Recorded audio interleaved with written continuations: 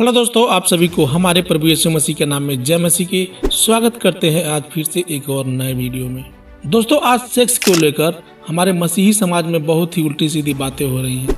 बहुत सारे लोग शारीरिक संबंध को बढ़ावा देते हैं कि शारीरिक संबंध करना सही है, और बहुत सारे लोग ये भी कहते हैं कि शारीरिक संबंध करना परमेश्वर के नज़र में पाप है, घृणा के योग्य है।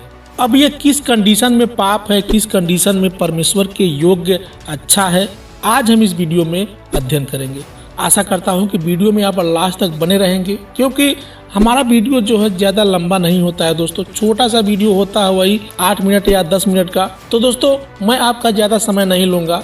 इससे क्या होगा कि आपको जो है सेक्स की जानकारी सही रीत से पता चल जाएगा कि बाइबल सेक्स के बारे में क्या कहता है। तो आशा करता हूं कि वीडियो में आप लास्ट तक बने रहेंगे। देखिए दोस्तों, सेक्स करना बुरा नहीं है ना? लेकिन किस कंडीशन में सेक्स करना चाहिए, कब हमें सेक्स करने की जरूरत पड़ती है, आज हम इस वीडियो में जानेंगे। ऐसा नहीं है कि एक मसीही व्यक्ति से जो प्रभु यीशु पर विश्वास करता है उससे गलतियां नहीं होती, उससे भी गलतियां होती हैं भाई। ये जीवन इतना छोटा तो है नहीं, इस जीवन में सबसे गलतियां हो जाती हैं। लेकिन जब हम उस गलतियों का पछतावा कर लेते हैं, प्रभु से उस गलती का क्षमा मांग लेते हैं कि प्रभु आज के बाद मैं फिर ऐसा गलती नहीं करूंगा, तू मुझे माफ कर दे, मैं अपने आप को तुझे समर्पण करता हूँ, तो वो पाप कितना भी बड़ा से बड़ा क्यों ना हो, वो परमेश्वर क्षमा कर देता है। लेकिन ऐसा नहीं है कि हम उस गलतियों को बार बार करते जाएं और बार बार हमारा परमेश्वर क्षमा करता जाएगा। बाइबल सिखाता है कि कोई भी व्यक्ति जब परमेश्वर के पास मन फिरा करके आता है, तभी परमेश्वर उसके पापों को क्षमा करता है। उसके अंदर आत्मिक रूप से बदलाव होना चाहिए, ताकि वो फिर उस पाप में न गिरने पाए। ठीक है ना भाई? मैं मानता हूँ कि जब प्रभु यीशु मसीह हमारे जीवन में नहीं थे, जब हम विश्वास नहीं करते थे, तो उसके पहले सबसे गलतियाँ होती थी। बहुत सारे लोग व्यभिचार में, पाप में डूब जाते हैं। उससे बड़ी बड़ी भी पाप होते रहते हैं इंसान से। लेकिन क्या उन पापों का कोई क्षमा नहीं है? क्षमा है। हमारा प्रभु हमसे प्रेम करने वाला परमेश्वर है। इसके पहले हम नहीं जानते थे कि हमसे जो है ये सारा काम, सेक्स हुआ, व्यभिचार हुआ, झूठ हुआ, चोरी हुआ, ये सारे काम जो है शैतान हमसे करवाता है। हमको नहीं पता होता है और हम उस पाप में डूबते जाते हैं और डूबते जाते हैं। नीति वचन अध्याय 24 के 16 में जब हम पढ़ते हैं तो हमारा प्रभु यहाँ पर क्या कहता है, आइए इस वचन को पढ़ते हैं। क्योंकि धर्मी चाहे 7 बार गिरे तो भी उठ खड़ा होता है। धर्मी यानी जो प्रभु यीशु मसीह का विश्वासी है, वो क्या है? वो परमेश्वर की नज़र में एक धर्मी व्यक्ति है। परमेश्वर ने हमारे कुछ क्षणों के पापों का बलिदान नहीं दिया था, उसने हमारे जीवन भर के पापों का बलिदान दिया है। एक धर्मी व्यक्ति जो प्रभु पर विश्वास करता है, यदि वो गिर भी जाता है पाप में, तो भी पवित्र आत्मा उसे फिर से उठा देता है। कब? जब वो उस पाप से पछतावा करता है, जब वो पश्चाताप की आग में डूब जाता है और प्रभु से अपने पापों का क्षमा मांगता है कि हे प्रभु, मैं तेरे योग्य नहीं हूँ, तू पवित्र है, मैं आज के बाद ऐसे पाप नहीं करूँगा, मुझे तू क्षमा कर दे। इस तरीके से जब कोई इंसान प्रभु से क्षमा मांगता है तो प्रभु क्या करता है? उसके पापों को क्षमा कर देता है। बाइबल सिखाता है कि यदि कोई व्यक्ति किसी स्त्री से शारीरिक संबंध बनाना चाहता है तो वो अपने पत्नी से संबंध बनाए या अपने पति से संबंध बनाए। सेक्स करना गलत नहीं है मेरे प्रियो। यदि सेक्स नहीं होता तो आज हम और आप नहीं होते। परमेश्वर ने आदम और हव्वा से क्या कहा था? फूलो फलो और पृथ्वी पर अपनी संतान को बढ़ाओ। परमेश्वर यदि सेक्स के खिलाफ होता तो आदम और हव्वा को नजदीक नहीं लाता। परमेश्वर का ये योजना था कि आदम और हव्वा सेक्स करे और अपने बच्चे पैदा करे। मेरे प्रियो, एक परिवार कैसे आगे बढ़ता है? एक परिवार शारीरिक संबंध यानी सेक्स से ही आगे बढ़ता है। लेकिन वही शारीरिक संबंध यदि आप किसी दूसरे गैर पुरुष या स्त्री से करेंगे तो वो पाप बन जाता है। तो कहने का मतलब ये है कि यदि कोई व्यक्ति अपने पति पत्नी के साथ सेक्स करता है तो उसमें कोई गलत नहीं है। हम यहाँ जब हम 1 कुरिन्थियों अध्याय 7 के 3 में पढ़ते हैं तो यहाँ प्रभु का वचन कहता है, पौलुस लिखते हैं, पति अपनी पत्नी का हक पूरा करे और वैसे ही पत्नी भी अपने पति का हक पूरा करे। यानी पति पत्नी दोनों अलग नहीं है। यदि पत्नी चाहती है शारीरिक संबंध रखना तो वो अपने पति के साथ वो संबंध बना सकती है, उसको पूरा अधिकार है अपने पति के शरीर पर। और यदि पति संबंध बनाना चाहता है अपनी पत्नी से तो उसको भी अपनी पत्नी पर पूरा अधिकार है। दोनों अलग नहीं है, दोनों शादी हो जाने के बाद एक हो जाते हैं, एक शरीर बन जाते हैं।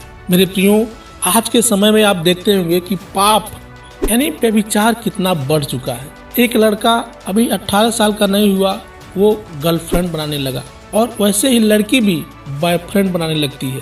अपने माता पिता के दिलों को तोड़ के वे आगे निकल जाते हैं और उन्हें लगता है कि सच्चा सुख इसी में है। यदि माता पिता मना करते हैं तो वो एक दूसरे को लेकर फरार हो जाते हैं, भाग भी जाते हैं। आप जरा सोचिए कि ऐसे माता पिता के दिलों पर क्या गुजरता होगा। जो माता पिता अपने बच्चों को इतने प्यार से पालते हैं, पोसते हैं, दाना पानी खिलाकर बड़ा करते हैं, वे बच्चे उन्हीं के खिलाफ हो जाते हैं। ऐसे लोग कभी भी सक्सेस नहीं हो पाते हैं। उनको माता पिता का बद्दुआ लग ही जाता है और बाद में चल के वो कभी सुखी जीवन नहीं व्यतीत कर पाते हैं। 6 महीने या 1 साल होते होते उनके बीच तलाक हो जाते हैं, उनके रिश्ते में दरार पैदा हो जाते हैं। तो बाइबल ऐसा कभी नहीं सिखाता कि आप ऐसा काम करें और किसी के दिल को ठेस पहुंचा के आप झूठे प्यार और व्यभिचार के चक्कर में पड़ के अपने आप को बर्बाद कर लें। बाइबल इसके लिए सख्त विरोध करता है। हाँ, मैं ये कहना चाहूँगा कि यदि कोई व्यक्ति अपने आप को कंट्रोल ना कर पाए, अपने आप को संयम ना रख पाए, तो वो दूसरा शादी कर ले। बाइबल इसके लिए मना नहीं करता है। लेकिन कैसे? अपने परिवार की मर्जी से, अपने माता पिता और जो उनके सगे संबंधी है उन सबके मर्जी से जो व्यक्ति शादी करता है वही सुखी रहता है। जब हम यहाँ 1 कुरिन्थियों अध्याय 7 के 9 पढ़ते हैं तो यहाँ प्रभु का वचन कहता है, पौलुस लिखते हैं, परंतु यदि वे संयम न कर सके तो विवाह करे, क्योंकि विवाह करना कामातुर रहने से भला है। कहने का मतलब ये है कि यदि कोई व्यक्ति अपने आप को संयम नहीं रख सकता है तो वो क्या करे? वो विवाह कर ले। परमेश्वर का वचन बाइबल इसके लिए मना नहीं करता है। शादी एक पवित्र रिश्ता है। जो व्यक्ति शादी के बंधन में बंध जाते हैं और पति पत्नी बन जाते हैं, दोनों एक हो जाते हैं, परमेश्वर उनको आशीषित करता है। हाँ, मैं ये भी कहना चाहूँगा इस वीडियो में कि आप जब भी शादी करें तो आप गैर विश्वासी से शादी ना करें, क्योंकि वो आपके मन की भावना को नहीं समझ पाएगा या फिर नहीं समझ पाएगी। आप कहेंगे कुछ और वो करेगी कुछ और। आपका सोच है प्रभु के वचन के अनुसार चलना, लेकिन वो सांसारिक जीवन के अनुसार चलेगी, तो दोनों का जीवन कभी भी सुखमय नहीं हो पाएगा। बाल बच्चे भी जब आगे चल के पैदा होंगे तो उनके बीच भी वही चीजें होंगी, क्योंकि उनको परमेश्वर का सही ज्ञान नहीं मिल पाएगा। माता पिता में जब बार बार लड़ाई झगड़े होते ही रहेंगे तो बच्चे कैसे सुखी रह पाएंगे, कैसे आगे बढ़ पाएंगे। बहुत सारे ऐसे भी लोग होते हैं जो अपनी पत्नी के रहते हुए दूसरी पत्नी के पास चले जाते हैं शारीरिक संबंध बनाने के लिए। बाइबल इसके लिए भी सख्त विरोध करता है। ठीक है ना भाई?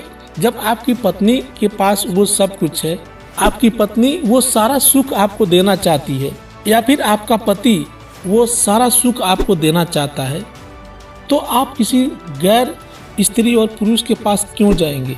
ये सारे मतभेद हमारे अगल बगल पड़ोस में, समाज में बहुत चलते हैं। जब किसी पत्नी के बीच दरार पैदा हो जाता है तो वो एक दूसरे से तलाक कर लेते हैं। बाइबल तलाक के लिए भी मना करता है। आप तलाक नहीं ले सकते हैं। एक बार शादी हो गया तो हो गया, आपको जीवन भर उसी के साथ व्यतीत करना है। इसीलिए बाइबल सिखाता है कि आप जब भी शादी करें तो सोच समझ के करें, एक विश्वासी से ही शादी करें, ताकि आपके मन की भावना को दोनों पति पत्नी एक दूसरे को समझ सके। जब भी कोई पति मुसीबत में हो तो पत्नी उसकी मदद करे, और जब भी कोई पत्नी मुसीबत में हो तो पति उसकी मदद करे, है ना?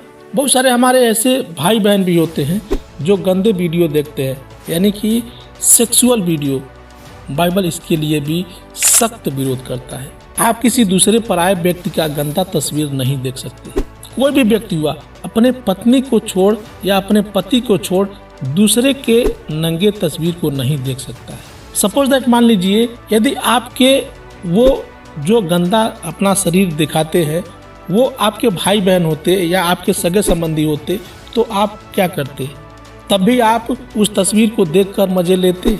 तो बाइबल क्या सिखाता है कि हम जो हमारी पत्नी है उसको छोड़कर या फिर जो हमारा पति है उसे छोड़कर दुनिया के सभी लोग हमारे क्या है, हमारे भाई बहन के जैसे ही है। तो आप इन सारी बातों पर ध्यान न दें और आप परमेश्वर के वचन में आगे बढ़ें। आपको परमेश्वर के वचन की जरूरत है। आशा करता हूँ कि ये वीडियो आपको अच्छा लगा होगा। ये वीडियो आप अपने मसीह भाई बहनों तक भी शेयर करें ताकि उनको भी ये सारी बातें पता चल सके। मिलते हैं फिर अगले वीडियो में, तब तक के लिए आप सभी को जय मसीह की।